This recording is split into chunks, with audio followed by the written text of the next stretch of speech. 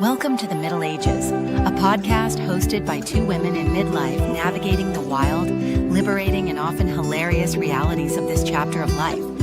With a mix of insight, irreverence, and real talk, they explore everything from changing bodies and shifting identities to evolving relationships, work, and purpose. Because midlife isn't a crisis, it's a whole new beginning.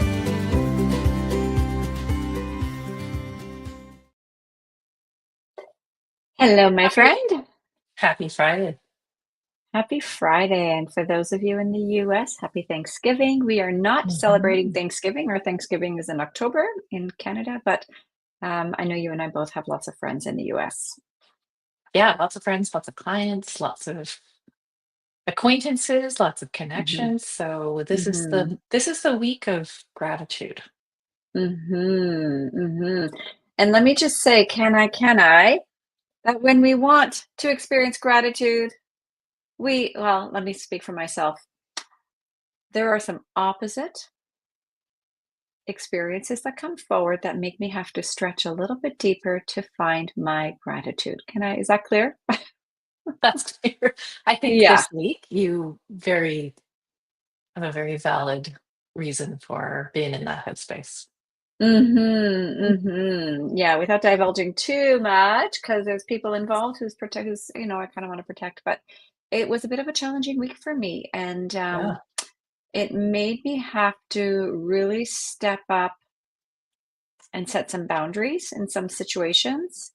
And I just had a therapy session this morning, and I was able to really work through and release some of the therapy I do is very somatic based. There's no talk. In fact, we sometimes don't even say anything. As soon as I walk in there, everything that's ready to release is about to come up. And what comes up and what releases, I was able to sit at the end of it with so much light, like physically light, but energetically light, and so much gratitude and so much clarity. For anybody who's thinking about therapy, but like just hasn't taken that step, somatic experiencing, somatic therapy, parts therapy, integrative systems therapy, like, oh my gosh, it's amazing, amazing magic.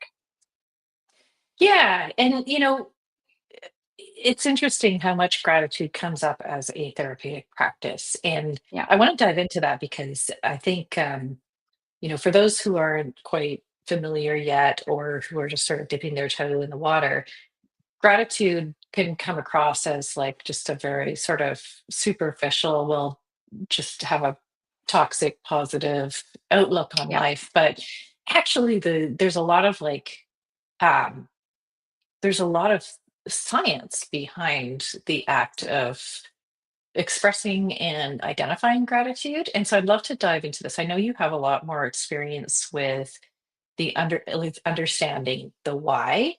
And I'd love to kind of get into that today with you because it's more than just being like, oh, just be thankful. And then all of a sudden you're going to be happy, right? Yeah. Yeah. So why don't we dive in? Maybe you can start because I know that you've got lots to say on this.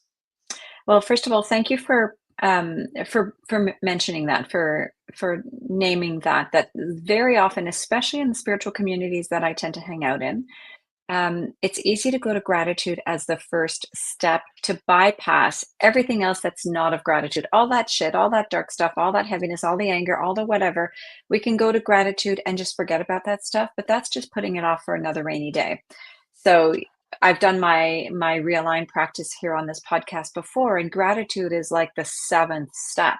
It's not the first step because we go through the body, we feel the sensations, we breathe into the sensations, which we know research shows within 90 seconds, sensations can start to shift and move through the body when we don't like grasp them. And then gratitude is like the second to last step. And it's very intentional because coming from an environment where I've spent, 30 years in spiritual practice and spiritual communities, it is so easy for people like yoga teachers to just want to be grateful, go to the gratitude.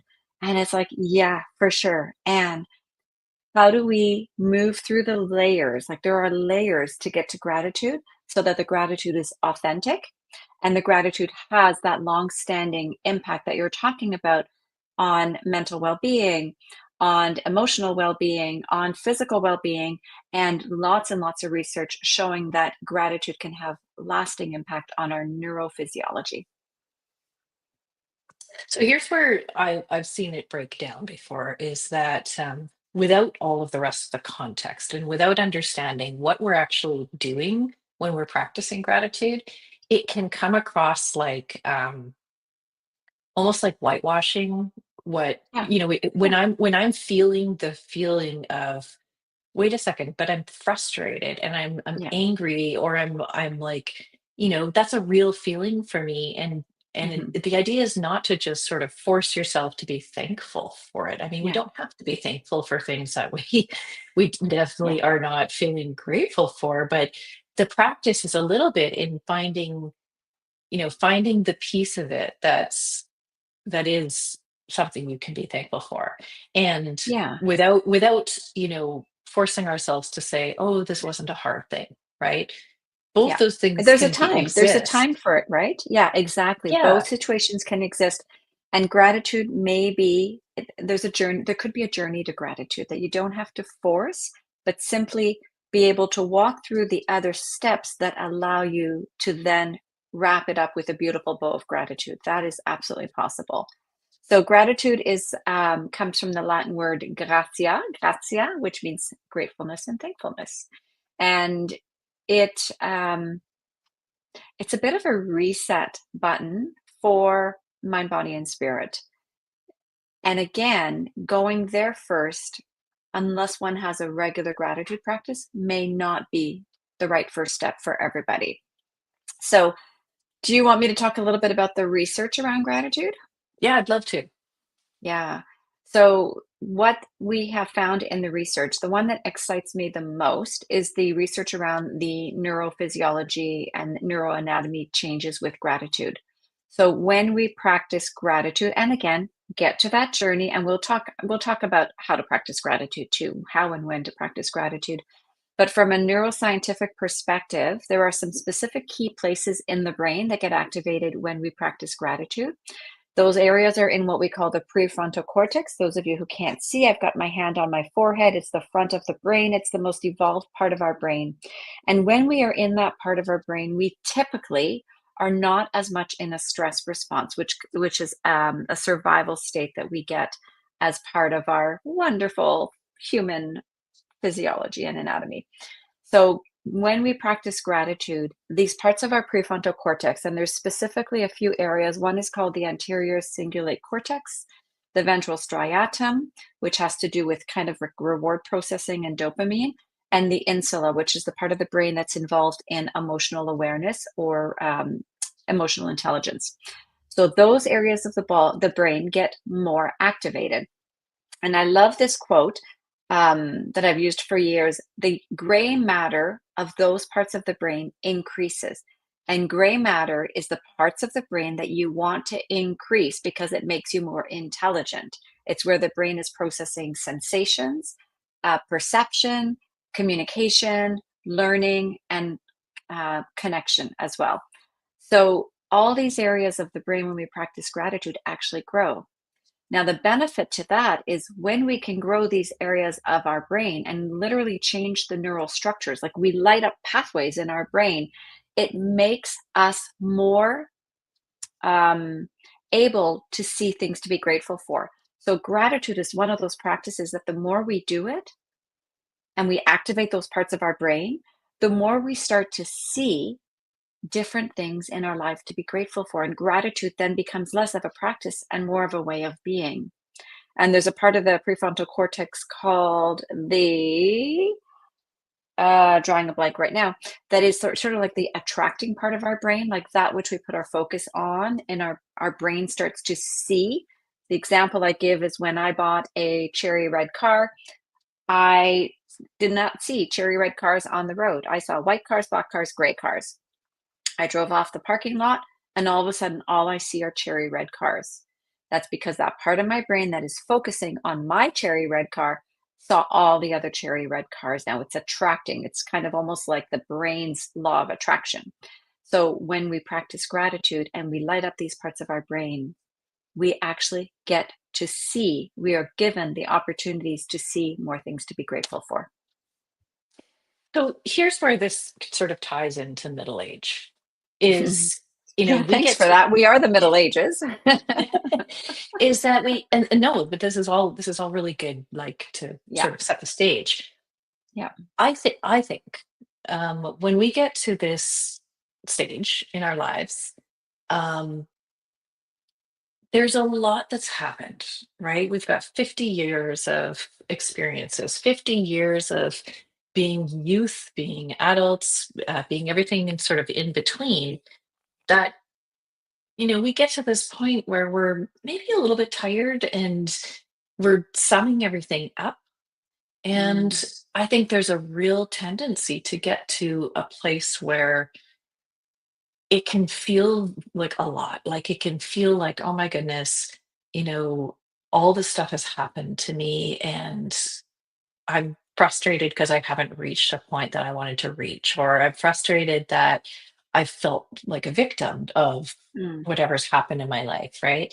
yeah, And I think that this is a pertinent time for us to be able to refocus, because I know how easy it is to get into a phase of like all these patterns have emerged in my life over time. And in fact, I just had this conversation with my partner a couple days ago, and he has this really incredible way of being where he may have had things happen to him that have been frustrating or sad or what have you, and he just sort of automatically turned them into a different narrative that I feel like is such a nice way to live, rather yeah, than looking back and going, all these things, this pattern has been in my life for so long, and it means that whatever. And that yeah, those can be really hard to unlearn. yeah, And the unlearning is a process through therapy, of course, but then it's also a process of creating habits and practices. yeah, And gratitude as part of those practices can rewire us from this, hanging on to things that have been around for years and the narrative that's been around for years. And instead, like what he does is he sort of flips it and he kind of goes, what did I get out of that experience? Like, yeah, it hurt, or it sucked, but do I have to pile all of them up to become this like heavy burden that I'm carrying around for the rest of my life? Or is this a good time for me to say, interesting, okay, I've had all these experiences. My brain has decided that this narrative is true, but now how can I create a habit that changes that narrative, because it doesn't serve me, and all it does is serve to make me unhappy. And that, I think, gratitude is part of that practice, and it's a way of just retraining our thoughts and retraining our belief systems, so that not to avoid like what we believe actually happened and what the truth is, but more to shift, like the only thing we have control over is how we think about and perceive things. So why do we want to hang on to being unhappy and yeah. upset and angry when all that does is just waste our energy? We don't have to be grateful for people treating us poorly, but we can be grateful that we had the experience, because it means that we choose better, or we avoid things in the future, or whatever it might be. It's not about Yeah. being toxic positive, but it's about giving yourself a break. Yeah, Does that yeah, make sense? exactly. Absolutely. When the strand of positive psychology was developed maybe 30 years ago, I remember cringing, thinking, well, if we're just going to, because positive psychology is a degree, it's a recognized degree. There are universities that Yep. it's not your degree is not just in psychology, it's in positive psychology. And originally, when I first heard about it, I cringed a little bit because I thought, but what about if I'm not feeling positive? And what do I do with all that stuff? And I don't want to just go to the positive. And yet, if we look at the research over and over, it indicates that when we practice gratitude, we manage stress better, we manage anxiety better, and we make better decisions. And coming to the question around like assigning meaning, there's a story in my book where my son woke me up. It was April 21st, 2021, 1:30 in the morning. It's imprinted in my being. And he asked me three questions. And one of the questions he asked me was, what is the meaning of life? Like, that's a Of deep course he question would, for a knowing that. 13, 14-year-old. I know. And I paused for a moment, but only for a moment, because I said to him, oh, that's easy, buddy. I know that answer. Like, I know that answer. I know what the meaning of life is. The meaning of life is whatever you assign it. And if you don't like how life, because you said like it can be hard. In other words, life can be hard. If we don't like what's happening in life, we are sovereign beings. We are free beings. We can change the meaning. We might not be able to change our circumstances. I might not be able to get $1 million in my bank account tomorrow, but I can change the way that I assign meaning to the experiences that happened, and without bypassing the pain, and the way life is showing up now. And when I start to practice gratitude, because I am lighting up parts of my prefrontal cortex, my thinking, evolving, reasoning, communication, and relationship brain, because I'm lighting up those parts of my brain, I can actually have greater access to meaning. And the alternative is I stay in my survival brain, which is where we learned all of our stress responses and our fear-based responses and our, I'm not trying to be insensitive, because man, have I been there, but our victim responses, that part of our brain that is related to the reptilian brain, turns off the wiring, the firing of our prefrontal cortex. So I feel like gratitude, man, if there's nothing else that you do, start doing some gratitude practice, because it can make a physiological difference on your life. And those differences, not to mention the chemicals, we get flooded with dopamine, serotonin, and oxytocin when we practice gratitude. Dopamine is the reward chemical, serotonin is the well-being chemical, happiness chemical, and oxytocin is they call it the cuddle chemical. It's what makes us feel connected to others.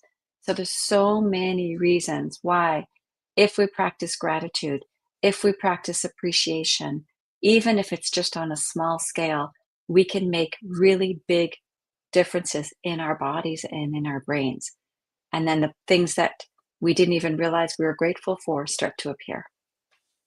So what do we tell somebody? What do you tell somebody who, you know, tries this out and says, "But I'm so angry about Yeah. certain things," or "I feel so, disappointed or let down by certain things. I find it inauthentic to even like my anger or my frustration or my sadness or whatever it is so much more prominent right now that when I try to practice gratitude, I feel like I'm faking it. I feel like yes, there are things I can be thankful for, but they're nowhere near as important to me right now or as prominent for me right now, or some things that are making me angry or frustrated or upset.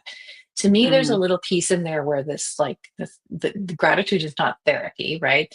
The processing of the hard things is still so important, and having a gratitude practice is not going to get rid of those, but I think it's the balance. Like, I think it's the thing that allows us, when I'm really in my victim brain where I'm feeling like a failure, or I'm angry at the world or I'm angry at the people in my past who have done things, or created this whatever.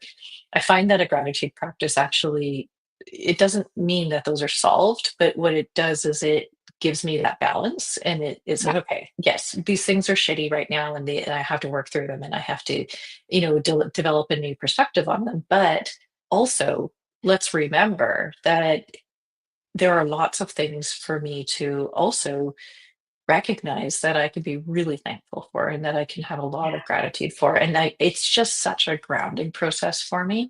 And I think it's like very important, and not just one of these sort of woo woo, Gabby Bernstein, new age, which, I actually I like like Gabby. Gabby. Yeah.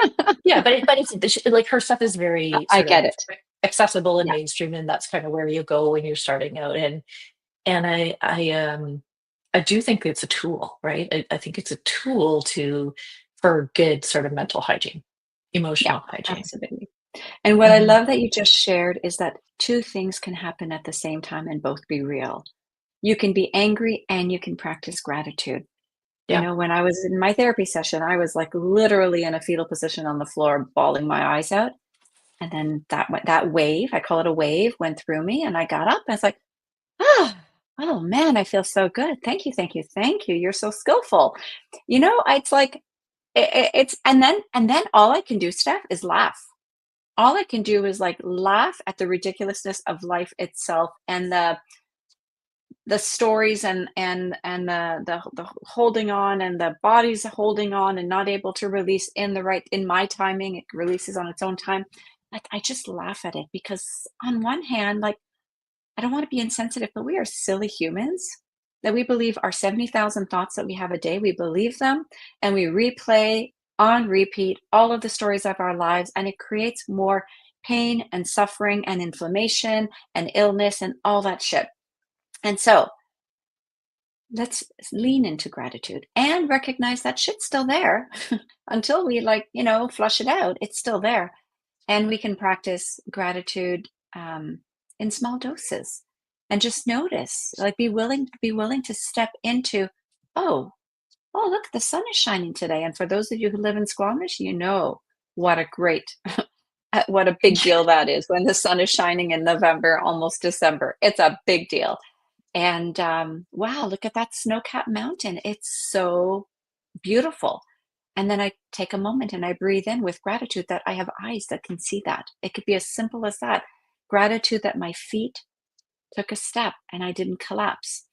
Gratitude that I woke up this morning.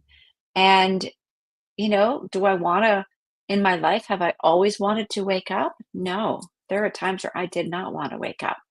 And now I can say I'm grateful that I woke up those days and then I got out of bed and I put one foot in front of the other. And I know that my practice of gratitude, and for me, gratitude has been like a 30-year practice. Every morning I wake up and I say, thank you, thank you, thank you. Just a generic thank you, thank you, thank you. And wherever that needs to land, I let it land. But, I'm relatively healthy. My immune system's very strong. My body's really healthy. I feel like most days, if I'm not like super tired, I'm 60 and I feel like my mind is pretty solid and pretty clear. And I have to look back at that practice of gratitude that I was so committed to, even when I was on my knees crying. I was able to take a moment to find gratitude. Well, let me ask you the same question back. Why do you think it's particularly useful and important for us at this age to develop a practice? Yeah. Well, just talking about the neurophysiological changes, right? The changes in the brain with the brain firing up. Here's what happens. The reality is we get to our midlife, our what's our podcast called? The Middle Ages. We get to the Middle Ages.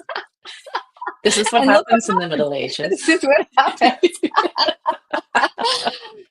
It's because I'm so passionate about this topic and like anything to do with neurophysiology and how we can be so incredibly self-responsible to change the firing of our brain. Neurons that fire together, wire together. And gratitude makes that so possible.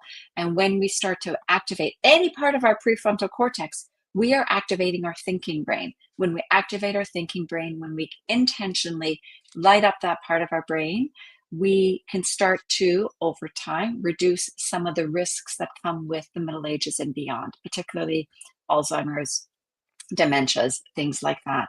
Remember, the gray matter volume of a grateful brain is responsible for processing essentially life, like movement, sensations, perception, speech, learning, etc., cognitive tasks. So we want to keep our gray matter super healthy, and we can increase. And when I went to university, it was just coming out that we had this thing called neuroplasticity, where we can literally change not just the wiring of the brain, but also the structure of the brain. That's the gray matter that's increasing. So I feel at this point, if one has not taken time, let's put it that way, to do a gratitude practice, now's the time to do it, because the risks associated with not doing it in terms of cognitive health, physical health, inflammation, inflammatory diseases, like all of those inflammatory diseases, anxiety and the risks of anxiety on the body, the brain, mental health. I feel like if you're listening to this, now's the time to start a gratitude practice. And over the next few years are the years that we're going to have to start dealing with some pretty like confronting stuff, right? Not that we haven't dealt with confronting stuff for the rest of our lives, but certainly now, you know, aging is a tough thing, right? I'm watching my Yeah. parents go through it right now, Yeah. and emotionally, mentally, it is very, very difficult. And Yeah. plus, with all of the things that we are dealing with as children of aging parents and our own aging as well, these are really, really big confronting things. And I Yeah. think that now's the time for us to be able to develop the practices and the perspectives that give us some new ways of thinking about it, because I watch my parents just in this super depressive state where they like, I can't even speak to it because it's not me and I'm not there. But Yeah. I look towards that, and I think I'd better have myself in order in terms of my own perspective on all of these things, because I don't want to end up in a situation where I'm just waiting to die, right? Yeah. And I know that sounds really morbid, but it's really true. It's the And then reality for a lot of people.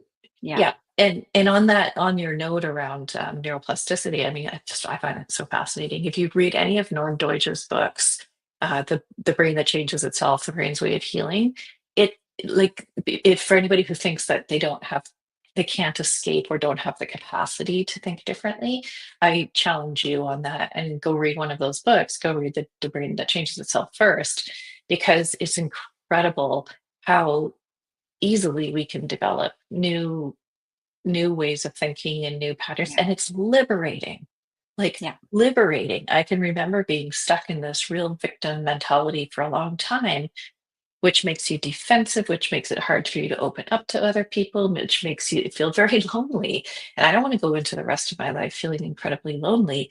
And then Yeah. doing this work, and it's hard, right? Like, it doesn't happen over a few episodes. It happens over a long period of time of creating a habit.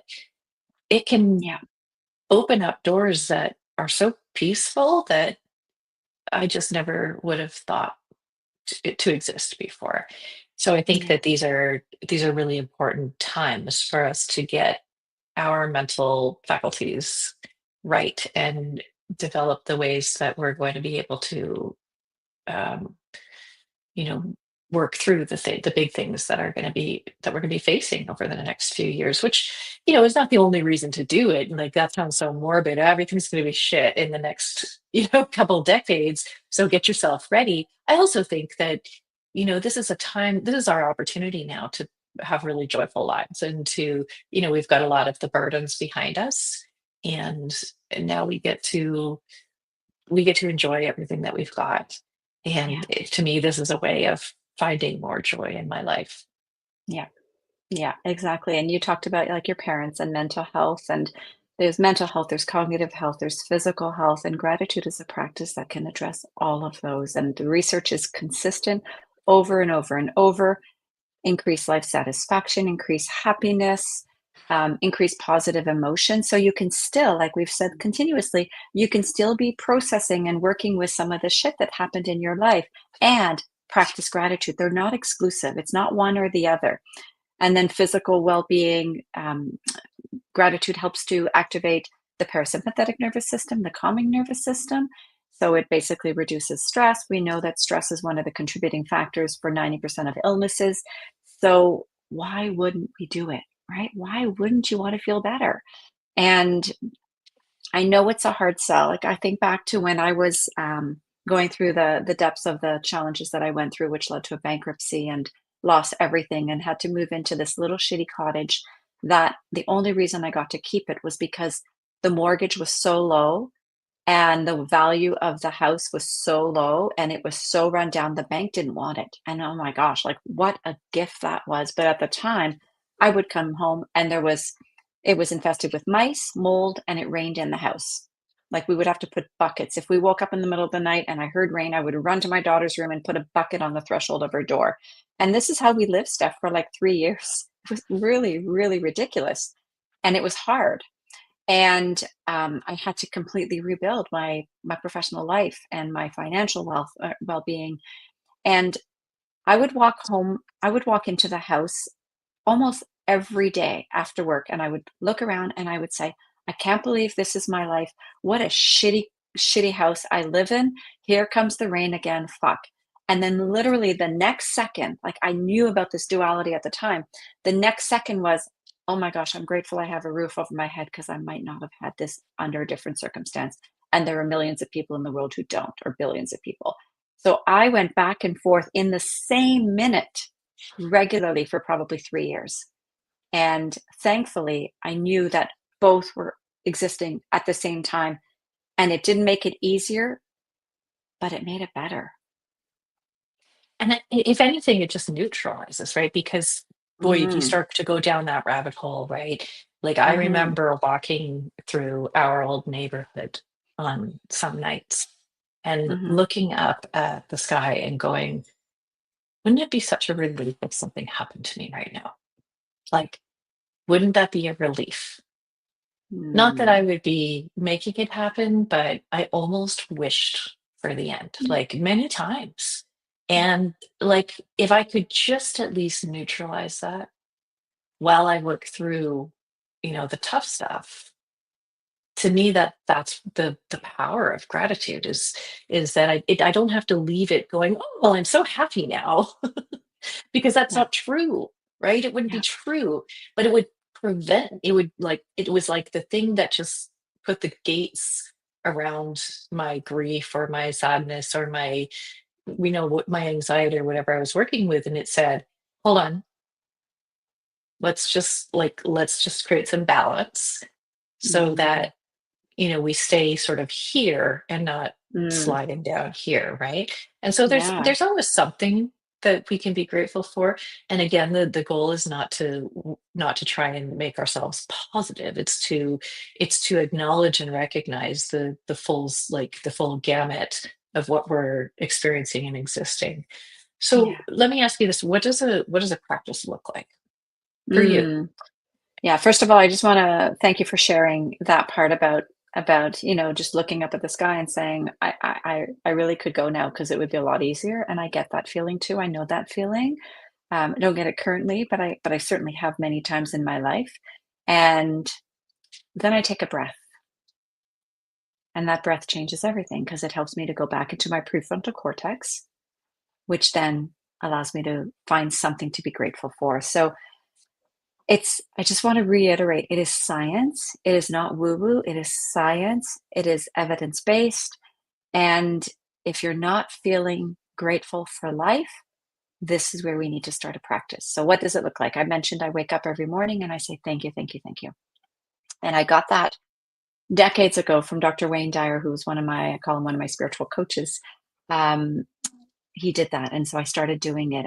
And when I was in the depths of the losses of everything and in massive grief and not knowing what life was going to throw my way and how I was going to get through it, thank you, thank you was all I could muster up in the morning. There was no other gratitude practice for a while. And then the gratitude practice, that pulsation of, oh, I'm grateful I have a home. Oh, what a shitty home, back and forth. So I feel like that's like the basic minimum practice is to wake up every morning and say thank you. And I always do it in threes. Thank you, thank you, thank you before I get out of bed. Do For you want me to keep me, going? Oh, go ahead. well, yeah, I was just going to say, just reflecting on that, for me, it's very important to have it anchored in something, Yeah. because I have a hard time with the belief if I'm Mm, just if I'm just saying, "Oh, thank you for what?" Like I mm, think, but that's my logical or ah, analytical brain, right? Like yeah. Yeah. and so the nice thing about us is that we can, you know, pull in both sides of any of Yeah. these practices because I'm spiritual enough to have the practices and know the value, but I'm very rooted in the very pragmatic, very like maybe spiritually skeptical Hmm. space. And so I think Yeah. for me, I'm just one of those people who need something specific. And so Yeah. and I also feel like my practice is more beneficial to me at the end of the day. Mm, There's no reason you couldn't do both, right? But hmm. Yeah. I tend to want to reflect on what happened today and be specific about what I'm thankful for. Otherwise, it doesn't feel real. Yeah. So I do that as well. So the morning is a generic thank you, thank you, thank you. Thank you for the opportunity to open my eyes again. Thank you that my house is still standing. Thank you that there's another day to enjoy, or to cry, or to scream, whatever it happens to be. So it's a generic. But then that practice of reflecting at the end of the day, and I often recommend this to my clients. I don't personally write it down, but I reflect. But I tell my clients to write it down at the end of the day. Is write down specific, like 3 things you were thankful for, and that part of the brain that is the attractor, which I just remembered, it's called the reticular activating system. The reticular activating system, if your brain knows that you're going to be writing down 3 things to be grateful for at the end of the day, it will start to scan for things to be grateful for. So this is how we start to fire those neural pathways for gratitude. So that's, whether you keep it as a gratitude journal, whether you draw a picture, whether you list, whether you just say it out loud, that reflection in the evening from the day actually serves your entire day to be able to be on the lookout for gratitude, which is a beautiful practice. Speaking of gratitude, we had a nice comment from Pankush who says, Happy Thanksgiving. Happy Thanksgiving to you as well. The other thing that I love to do is I love to share appreciation with others. And so, when I go to see one of my many healthcare providers, and I have a whole team, I'm really good to myself. And I always take the time at the end to say thank you for the work that you do, and I appreciate you. And so that appreciation that I'm giving out into the world, that I'm sharing with others, fuels my gratitude. So that's a really good thing. If people are having a hard time, like that fine line between, I can't really go into gratitude, can you go into appreciation, which is just a little bit different in that you're expressing appreciation or gratitude to someone for something that they did. And maybe it's just as simple as you're in traffic and someone let you in as you were emerging into the lane in front of them, and you just silently say, thank you for letting me in. I appreciate you. So that might be a way for people that are really stuck on seeing gratitude to look for those little moments in life and sending them out as appreciation to others. Thank you for that reminder, because I appreciate you for that reminder. This is one area that I actually think I could do a lot better in. Um, Mm, I have such a strong gratitude for, the people in my life. I'm somebody who forms really deep, long-term relationships, and I really like those. But I don't do a very good job of telling people and letting them know just how much I appreciate them. And, mm, I think it almost comes from a place of being, I've always had a really hard time asking for help mhm, and deservingness. And so when someone is good to me, or someone is kind to me, or someone who does something for me, I almost get overwhelmed, mm. where I don't know what to say, And and you I don't and you know tell them, any. I know what you say. You tell them to go shave their legs. But it almost feels, you know what it is? It's almost feels like saying it is not enough. Saying it Mm. is almost not honoring it, because You mean saying saying it thank you, or saying I saying appreciate you? yeah, saying thank you and I appreciate Mm, you feels performative. And I mm. don't know how Interesting. to make people, like, when you helped me with my last move, I had a concussion. I was just so fucked up. Like, I don't even know how to say thank you. Like, I recognize just how Mm, incredible that help was, and how, mm, where, like, to me, acts of service is my love language, right? For someone to take mm, their time out, and I'm almost so humbled by it. I'm almost embarrassed. mm, So, like, mm, I think for me, being able to spend more time thanking people for, and calling it out, and acknowledging it, would be a really great practice for me, because I don't think I do it enough. Because mm, it's a weird thing. I almost feel like ashamed about it, that I'm not mm, being appreciative enough by saying it out loud, mm. Interesting. Yeah. and then Yeah. And I can it hear that feels part of you that, performative. yeah, it feels performative, and there's a part of you intertwinkled,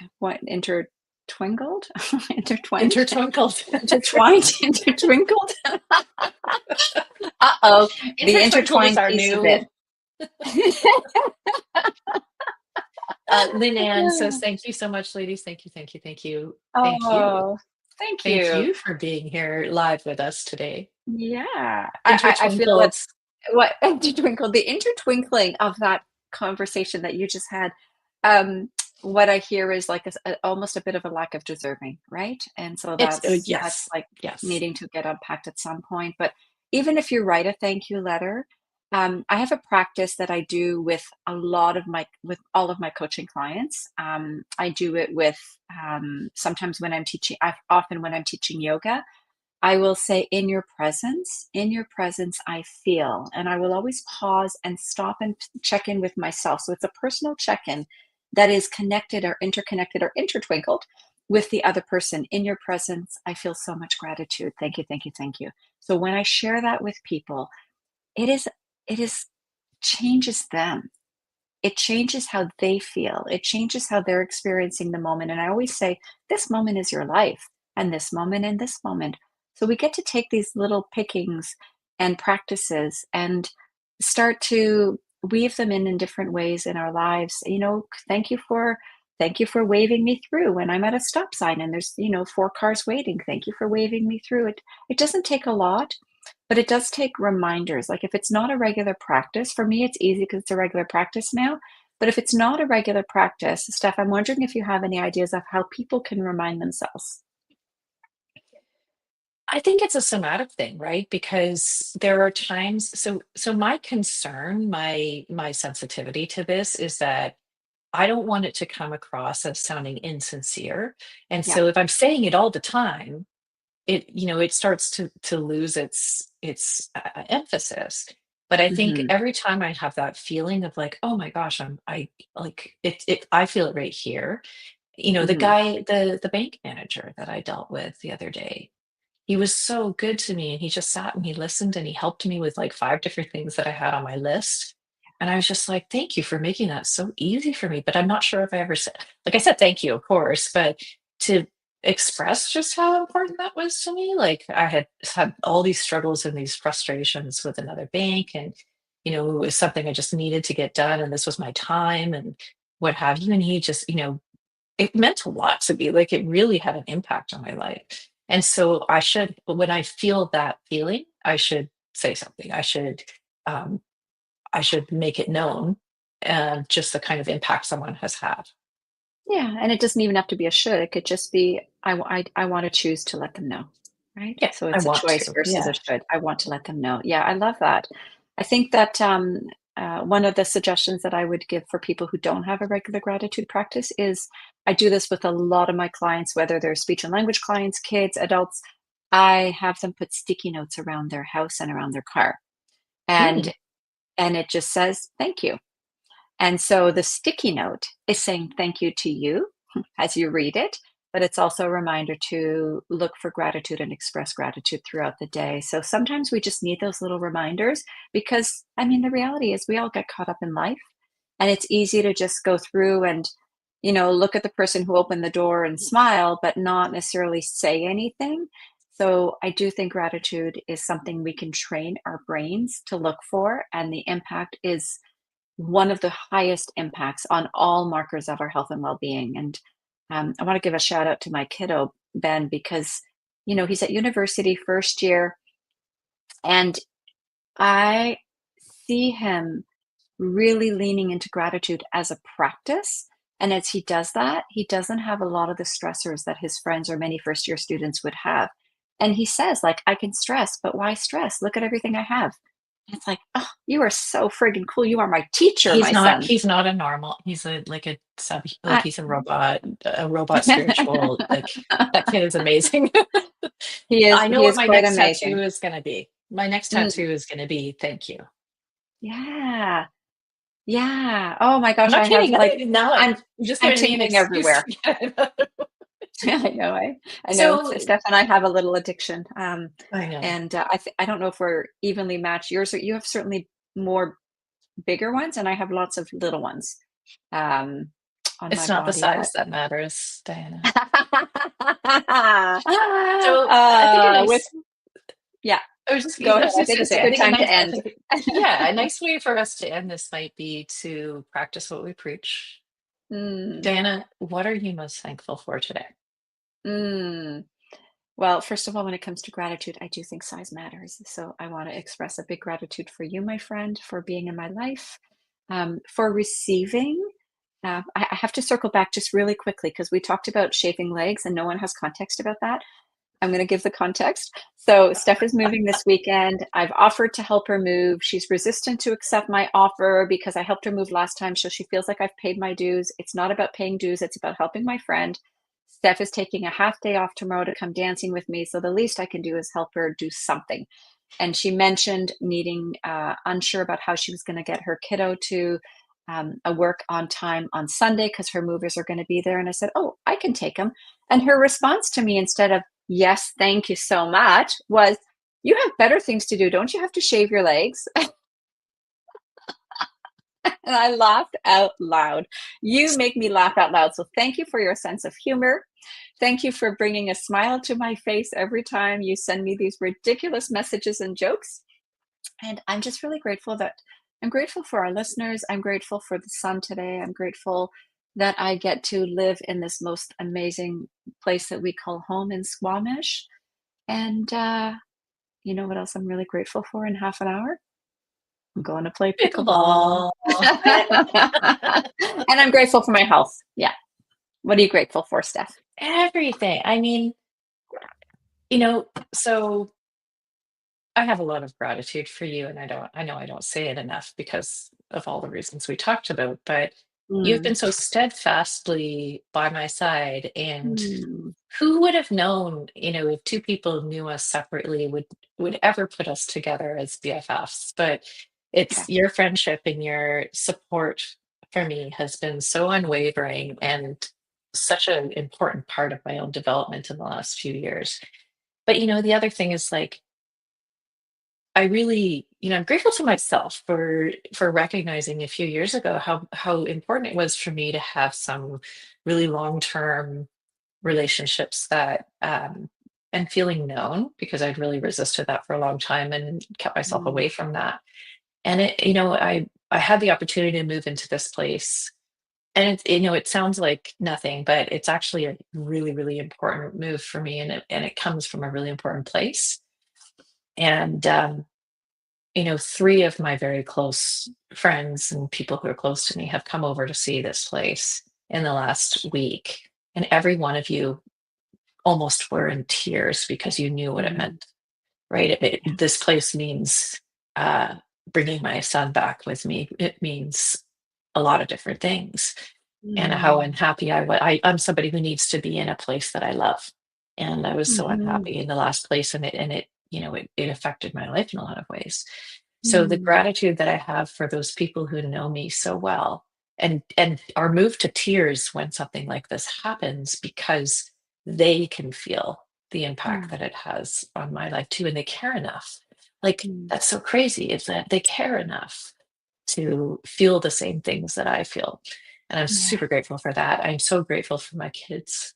My daughter's, she came home yesterday and she was so excited. And I always thought she was going to show me another haul that she had from the thrift store or something like that. And she's like, I have to show you all this stuff. And she starts bringing all this stuff and telling me about everything that was in her bag. And she had gone and spent $120 of her own money to support a family that they were supporting in their classroom for Christmas care. And Love the it. the amount of thought she put behind, she knew sort of like the ages of the kids, and she, the thinking that she had around each of these kids, and really analyzed, if I was a 14-year-old girl, what would I be wanting right now, and then what would I be wanting that was a luxury for me. I don't want to buy her something that she needs. I want to buy her something that she put so much thought into each one of these kids. And, like, just the gratitude I have for, like, a kid who's grown up that way, and who's got that kind of empathy and emotional intelligence. And then my son, having gratitude for him working through a lot of change and a lot of Mm. stuff in the last few years, and being conscious of it and trying, you Yeah. know, and like, I just love my kids so much, and I have so much. I'm so thankful for them being who they are as human beings, even though they're so different. And They're wonderful yeah, and then human beings, there's and you've done yeah, a good job, Mama. Well, I don't know about that, but I tried. You Anyway, didn't we give could go up on and on on and life. on. Yeah. We could go on and on, but there's a like there's shit. There is lots of shit. There is lots of Yeah. things that I could sit and cry about right now too, like that are Yeah. that impactful and that difficult. Yeah. But you can see how this starts to put you in a much different place on a Yeah. day-to-day basis, right? Yeah. Absolutely. So Absolutely. Thank you for sharing that. And by the way, I'm grateful for my earrings from Nepal, which I thought I had left in Nepal and given away to one of the young ladies in the orphanage, but I found them today and I'm super grateful for them. they're beautiful. Okay. Thank you, my Thank you friend. all for being I here will with see you us. soon. Hmm. And we'll And see we will you see you next week. not next week. I will be in Florida next week, but the week Oh, after. okay. So we will look at our calendars because we might end up taking a little break over the holidays. But Yeah, stay tuned. Stay tuned. we'll All be right. around. Enjoy the Middle Ages. Bye. Thanks for listening to The Middle Ages. If you loved this episode, follow the show, leave a review, and share it with someone who's rewriting the rules of midlife too. Because around here, we believe midlife isn't the end of anything. It's the start of everything. See you next time.